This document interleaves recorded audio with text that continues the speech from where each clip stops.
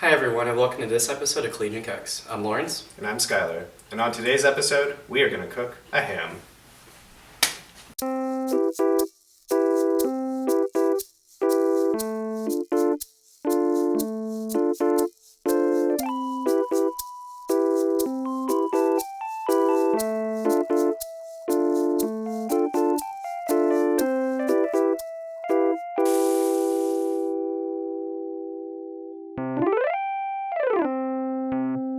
We have our ham set up here, we've drained out the water from the packaging, and now we're going to go ahead and scorch the meat. Now, the reason that we scorch it is so when we add the glaze, it'll go all the way through the ham. It's a way that we can keep flavor throughout the entire process. Now, to cook a ham, it will take some time. Generally, the package recommends around 20 to 25 minutes per pound. Now, this sucker is 6 pounds, so that's going to take about 140 minutes. Once the ham is scorched, add cloves along the cut lines of the ham to provide an earthy flavor. So we just finished scorching our ham here, and we put it all over cloves. So I'm going to go ahead and transport this into our baking dish here. In the meantime, I'm going to get started on the glaze. Now we've already set our oven for 325 degrees. We're going to, like Skyler's got it set already, we're going to cook this for about 140 minutes or so. To begin the glaze, place a pot under low heat and add canned pineapple, honey, and brown sugar.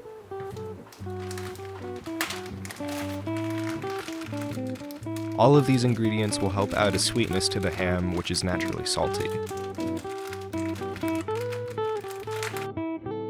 Stir in pats of butter and stir until the glaze thickens. Make sure to taste as you go along. Once the glaze is done, drain out your ham and pour on the glaze. You can do this with a ladle, spoon, or a brush, just as long as the glaze covers every inch of the ham. Now, do this at 20-minute intervals, and the ham will be finished in no time. Meanwhile, here's Lawrence with pork chops. Alright guys, in order to make our pork chops, we need to prep them first in a marinade. So take your thinly sliced pork chops, and go ahead and lay them out on any sort of flat dish. Then go ahead and salt and pepper both sides. After, strip some thyme and add that right on top. In the meantime, Skyler's chopping some basil to add as well. Squeeze half a lemon over the chops, and go ahead and let those sit in the fridge for about 20 to 30 minutes, just so the flavors can come together. While that's sitting in the fridge, go ahead and prep a skillet over medium heat and a plate of flour as well. After the pork chops have marinated in the fridge for a while, take them out and drench both sides with flour. Make sure you get every inch. This is really important to make sure that you get a nice crispy coating at the end. Once they're covered in flour, add them to a hot skillet with some oil and let them fry away. And cook for about 3 to 5 minutes on both sides, just until they're golden brown and delicious.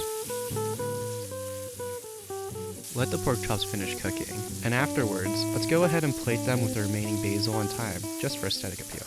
Alright, we have our finished product here. As you can see, there's a nice caramelized glaze on the ham.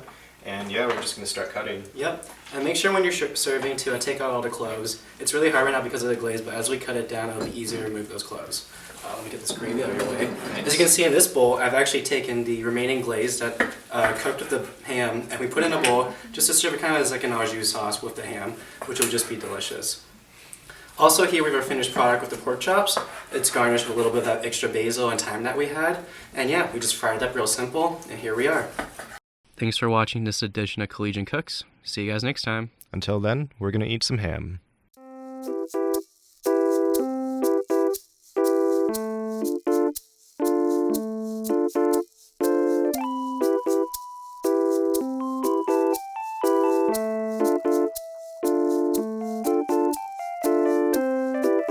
Dude, what are we gonna do with all this ham? I don't know, man. Eh.